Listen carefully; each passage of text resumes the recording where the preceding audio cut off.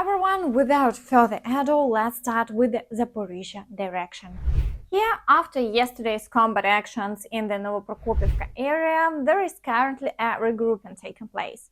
Even the Russians are reporting that a lull has begun. It seems that the Ukrainian forces are preparing for another strike, while the occupiers are gearing up for a major breakthrough by the Ukrainian forces. Otherwise, how can we explain the appearance of a new fortified area north of Tokmak on both sides of the road leading from Tokmak to Robotine, which is under the Ukrainian forces' control? It's evident that they are not wasting time and continue to strengthen their positions. Due to the increasing number of shelling incidents in this direction, a decision has been made to evacuate families with children from 5 populated areas in the frontline zone. Therefore, as you can see, the situation with shelling remains quite challenging. But before we continue, I kindly ask you to share this video on social media and watch it until the end, as it will greatly help promote my channel. Thank you. In the Vuhledar direction, after a prolonged lull, the occupiers have initiated new offensive actions in the Peryutne area. If we look at another map, it's evident that they are in the vicinity of a river and there is a possibility of advancement into the gray zone there. However, beyond the fields lie the positions of the Ukrainian forces, and they immediately encounter resistance from the occupiers. There have been no successes for the Russians in the past day, and the front line remains unchanged. In the Kherson direction, shelling continues, targeting both Kherson and other towns near the front line. Unfortunately, efforts to stop the shelling haven't been unsuccessful so far. There have been no new offensive actions along the front line. However, yesterday evening saw the start of a new heavy shelling of Kherson. This is why there is an ongoing evacuation from the towns near the front line, and the head of the Kherson Regional Military Civilian Administration is calling on Ukrainians to leave the frontline territory and the occupied part of the Kherson region. Okay. In the Bakhmut direction, the Ukrainian forces are successfully conducting a counteroffensive. Despite the fact that the occupiers have concentrated a massive amount of manpower and equipment here, the Ukrainian forces have managed to push them out of Klishivka and Avdiivka. Tactical battles are ongoing in the Kupyansk area today. There is a likelihood that the Ukrainian forces will push the Russians out of this area in the near future, as well as it becomes increasingly challenging for them to hold their positions. In the city of Bakhmut itself and on the northern flank, there are no significant movements at the moment. In the Avdiivka direction, the occupiers aim to capture Avdiivka. For the third day in a row, there have been assaults on Ukrainian positions in the direction of Severny. However, attacks on Avdiivka itself have ceased because the occupiers face significant resistance from the Ukrainian forces. Currently, only artillery shelling continues. There have been no changes along the front line in the past day, and further south in Marinka, fighting is ongoing, but without any advancements, and the shelling continues as well. Meanwhile, in the direction of Kupyansk, there is unusually prolonged lull. There are periodic shelling incidents in Kupyansk and Sinkivka, but no offensive actions have been reported. In the Svato area, artillery shelling continues along the front line, albeit with reduced frequency. There have been no new attacks reported, but it's likely that they will occur soon.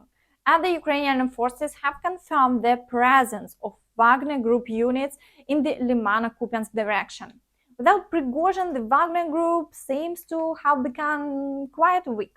They lacked the urgency to break ranks, go against Putin and hold him accountable for Prigozhin's demise. It appears they, like Heart, have likely signed new contracts and are once again going to meet their fate. In the direction of Kremina and Siversk, there is also minimal shelling without any offensive actions reported. Meanwhile, the first 15 Punisher unmanned aerial vehicles, whose production was supported by the company Kosmolot, are actively assisting the Ukrainian forces in eliminating the Russian invaders. In a previous episode, I mentioned these drones, and today the commander of the 28th Separate Mechanized Brigade, Madar, shared a video showcasing the capabilities of the state-of-the-art Punisher drone. The advantage of this innovative drone is its resistance to any electronic warfare countermeasures. Additionally, it operates quietly and discreetly, allowing it to target the enemy deep within their territory.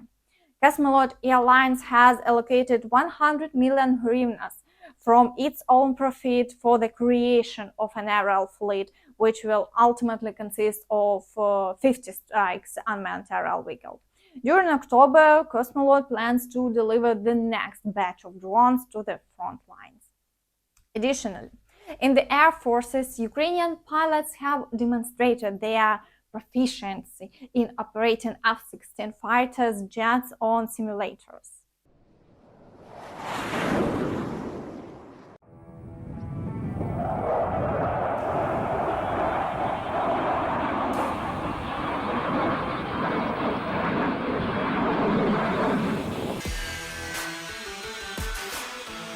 Всі ми розуміємо, що майбутнє за літаками F-16 або іншого типу, які нам нададуть партнери. Так що потрібно вже готуватися, вивчати обладнання кабіни, систему озброєння та його застосування. Прямо зараз ми підемо до симулятора літака F-16. Я вам покажу, що він, для чого призначений, ну і, можливо, ви теж спробуєте. Target 112. Roger. Switch on the main. Yep. Ready. Сильно не відставай тільки. Bullseye 0, 8, 5, 47. Magnum 1. Magnum 2. Все, йди за групою. Все, полетіли ракети. Дані системи допомагають нам не прив'язуватись до конкретних локацій, не прив'язуватись до часу, оптимально використовувати ті вільні хвилини для навчання, для того, щоб перенавчитися на літак наших партнерів. Складається з ручки керування літаком. Є невеличка відмінність, що вона знаходиться праворуч, і це більше йде як стік, як джойстик для керування літака. В нас вона знаходиться по центру. Складається з очків віртуальної реальності, з ручки керування двигуном, RUT, і далі монітор, та також системники і педалі. Якщо говорити конкретно про літаки F-16, це виконання практичних польотів на даних системах, як одиночно, так і в групі, при цьому льотчики можуть знаходитись в будь-якій точці України. Маючи цей досвід і отримуючи ці знання, льотчики після цього вибувають в наші країни-партнери, що скорочує тривалість підготовки там за кордоном. Авіаційні симулятори вже фактично у розпорядженні у всіх бригад тактичної авіації.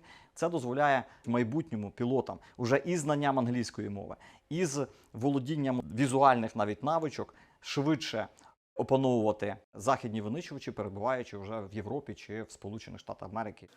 Власне, і сам спробував пролетіти, спробував, як це все працює, наскільки чутливо реагує сам джойстик. Ви бачите, що він знаходиться вже з правого боку, не посередині, як в радянських літаках. Це теж до цього потрібно адаптовуватись. Програмне забезпечення, ті карти, які загружені саме в програму, яка дозволяє пілоту сприймати ту реальність, вони відповідають реальним картам території України, окупованої території, тому пілоти літають фактично по тій місцевості, яку добре знають. Як для першого разу, так взагалі чудово.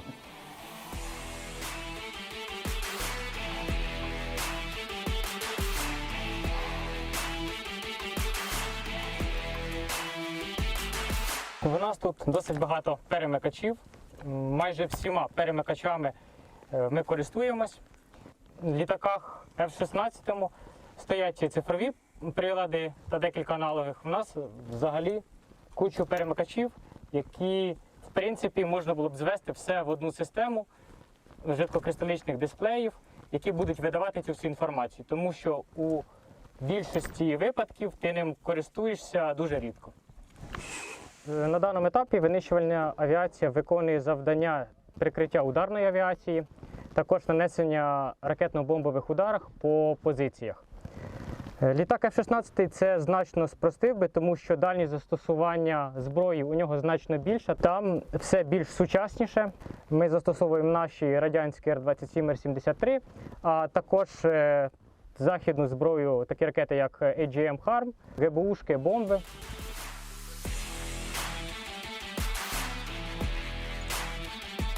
Additionally, there is video footage of a crash in Mali involving an Il-76 aircraft, reportedly belonging to the Wagner private military company. The plane crashed during landing at around 10 a.m. local time on September 23. There are speculations that malfunctioning fuel tank might have been the cause of the accident. However, the Grey Zone channel denies the plane's affiliation with Wagner and claimed that this chartered aircraft was used by local forces for transporting various cargo. They state that there were neither mercenaries nor Wagner pilots on board. And that's all from me. Don't forget to like, subscribe to the channel and hit the bell icon to stay updated on all the latest news. Thank you for watching and see you next time. Bye bye.